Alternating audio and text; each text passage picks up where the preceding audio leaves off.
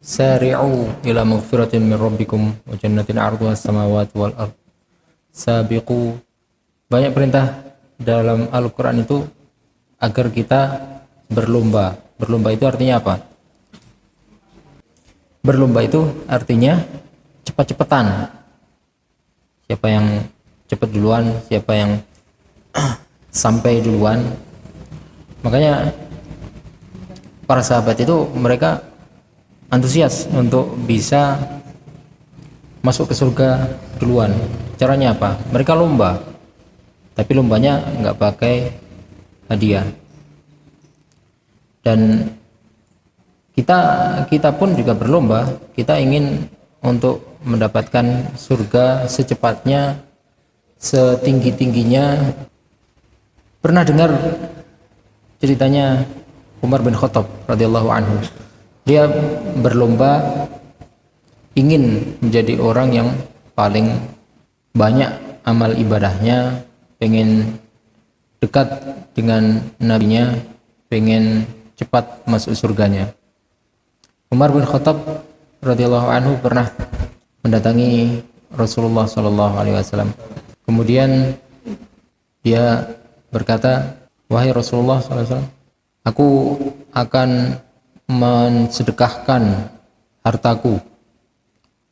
"Seberapa banyak yang kamu sedekahkan?" "Setengahnya."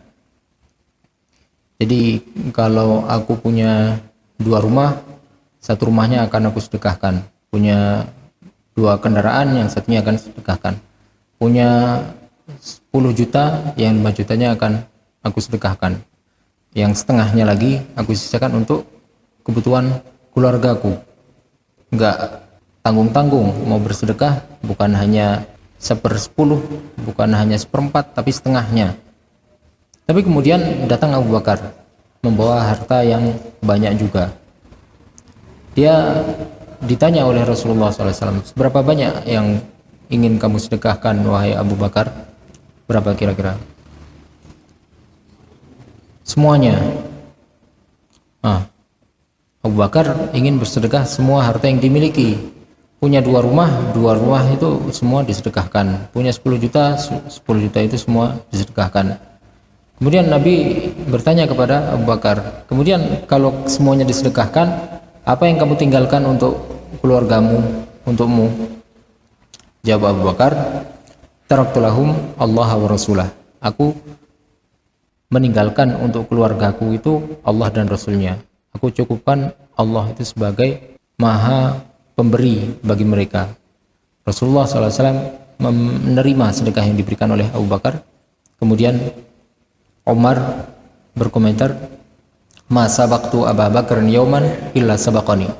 Aku tidak pernah sekalipun berusaha untuk berlomba dengan Abu Bakar kecuali dia selalu menang. Dalam kebaikan kita diperintahkan untuk bersegera, cepat-cepatan, karena kita nanti dimintai pertanggungjawaban di akhirat itu juga sendirian. Kita tidak akan bisa berlindung di balik orang tua kita, tidak bisa bergabung dengan teman-teman kita ketika kita dimintai pertanggungjawaban oleh Allah Subhanahu wa taala. Bahkan di akhirat, yauma yafirrul mar'u min akhihi wa ummihi wa abihi wa sahibatihi wa banihi. Kenapa? Likulli imri'in minhum yauma idzin sya'nun yughni. Di akhirat itu semuanya akan lari. Saudara akan lari, orang tua akan lari dari anaknya, anak akan lari dari orang tua, suami akan lari dari istrinya, dan juga sebaliknya. Karena apa? Likulli imri'in minhum yauma idzin sya'nun yughni. Karena setiap orang itu punya urusan yang harus diselesaikan sendiri-sendiri. Jadi nggak ada pikiran lagi untuk ngurusi orang lain. Kita nggak akan bisa lagi minta bantuan ke orang tua ketika dimintai pertanggungjawaban oleh Allah. Kita nggak akan lagi bisa untuk bergabung dengan teman-teman ketika kita ditanya oleh Allah SWT. Maka kita berlomba-lomba untuk mendapatkan kebaikan, kita berlomba-lomba untuk menuju surganya Allah SWT. Ketika Rasulullah SAW menceritakan tentang umat ini, bahkan Rasulullah SAW kemudian menyebutkan fihim sab'una alfan yadkhuluna al-jannah bighairi hisab.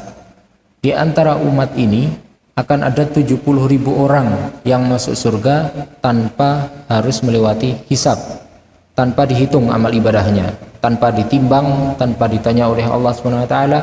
70.000 orang itu mereka akan masuk surga langsung. Jadi enggak lewat pengadilan, 70.000 orang itu akan masuk surga secara langsung. Ketika ditanya oleh para sahabat siapa mereka, humul ladzina la yatatayyarun wa la yastarqun wa 'ala rabbihim yatawakkalun. Mereka adalah orang-orang yang tidak pernah melakukan tatayur. Tatayur itu mengandalkan nasib pada burung. Burung terbang ke kanan berarti nasib baik, ke kiri berarti nasib buruk, atau semisalnya. Mereka orang-orang yang tidak pernah meminta untuk dibacakan jampi-jampi, doa, ruqyah dan sebagainya, dan mereka benar-benar bertawakal kepada Allah Subhanahu wa taala. Ketika mendengar hadis ini, ada salah satu sahabat yang langsung berdiri. Kemudian dia berkata, "Ya Rasulullah, utullaha ani akuna minhum." Wahai Rasulullah, mintalah kepada Allah agar aku dijadikan salah satu dari 70.000 orang itu. Sahabat ini namanya, ada yang tahu? Namanya Ukasyah. Maka Rasulullah SAW kemudian berdoa kepada Allah dan beliau menyampaikan kepadanya, anta minhum ya Ukasyah, engkau akan menjadi salah satu dari 70.000 orang itu. Mendengar Ukasyah didoakan oleh Rasulullah SAW dan langsung dikabulkan, ada sahabat lain yang ikut-ikutan berdiri kemudian meminta permintaan yang sama. Wahai Rasulullah, mintakan aku juga agar aku termasuk menjadi 70 bagian dari 70.000 orang yang masuk surga tanpa hisab itu. Kemudian Rasulullah SAW bersabda, sabaqaka biha Ukasyah, engkau sudah kedahuluan sama Ukasyah. Doa yang aku panjatkan kepada Allah SWT itu hanya aku berikan untuk satu orang dan kamu sudah kedahuluan sama Ukasyah. Jadi hanya berselang berapa menit saja kesempatan dia untuk masuk surga tanpa hisab itu sudah terlewat begitu saja karena kalah cepat. Para sahabat juga mereka berlomba-lomba dalam semua kebaikan meskipun mereka tidak punya kemampuan yang sama. Pernah orang-orang fakir, orang-orang miskin datang kepada Rasulullah SAW, kemudian mengeluh kepada beliau, ya Rasulullah, dhahaba ahlud dusur bil ujur, yasumuna kama nasum, yusalluna kama nusalli, wa yatasaddaquna bi fadli amwalihim. Wahai Rasulullah, orang-orang kaya itu sudah memborong semua pahala. Kenapa? Karena mereka sholat, kita pun sholat, mereka puasa, kita juga puasa, tapi mereka bisa bersedekah, kami tidak bisa bersedekah. Orang-orang miskin itu mereka iri. Kita sepertinya akan kalah kalau berlomba dengan orang-orang kaya. Karena orang-orang kaya bisa bersedekah, kita enggak. Mereka melakukan ibadah yang sama dengan kita dan mereka memiliki tambahan ibadah yang tidak bisa kita lakukan. Maka Rasulullah SAW kemudian memberikan solusi bahwa kalian juga bisa bersedekah. Caranya bagaimana? Kalian membantu orang lain itu sedekah, kalian mengucapkan kalimat yang baik itu sedekah, kalian berzikir itu sedekah, kalian membaca tasbih, tahmid itu sedekah. Maka mereka kemudian merasa tenang. Kita sekarang bisa lagi berlomba dengan orang kaya. Kita ternyata juga tetap bisa bersedekah dengan amal ibadah tambahan, perbuatan-perbuatan sunnah yang kita lakukan. Tapi kemudian selang berapa waktu mereka datang lagi, orang-orang miskin itu datang kepada Rasulullah SAW lagi dan kembali mengeluh, wahai Rasulullah, orang-orang kaya itu mereka curang. Kenapa? Mereka tahu hadis yang kau sampaikan kepada kami bahwa semua bacaan zikir itu dinilai sedekah oleh Allah. Maka mereka bersedekah dengan harta mereka, mereka juga membaca zikir. Jadi kami tetap kalah. Kami membaca zikir, mereka juga akhirnya membaca zikir. Jadi tetap saja ada hal yang tidak bisa kami kerjakan yang mereka lakukan, yaitu bersedekah dengan harta. Maka Rasulullah SAW menjawab, dzalika fadlullah yu'tihi man yasha.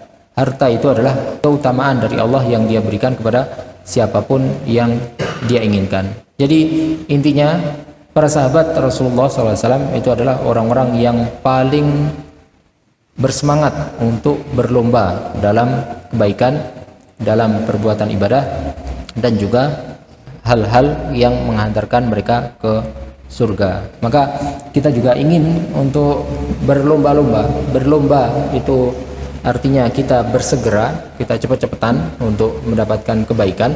Berlomba itu bukan artinya dengan dengan mengalahkan orang lain, tapi kita sendiri yang harus bersegera untuk mendapatkan kebaikan.